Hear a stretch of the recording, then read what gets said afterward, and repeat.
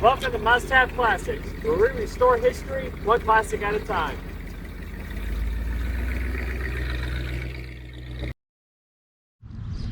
Welcome back to Must Have Classics. I'm Nick, and today we're starting a little mini series, I guess you could say, on probably one of the most common things you can do in the classic car industry or classic truck industry at least.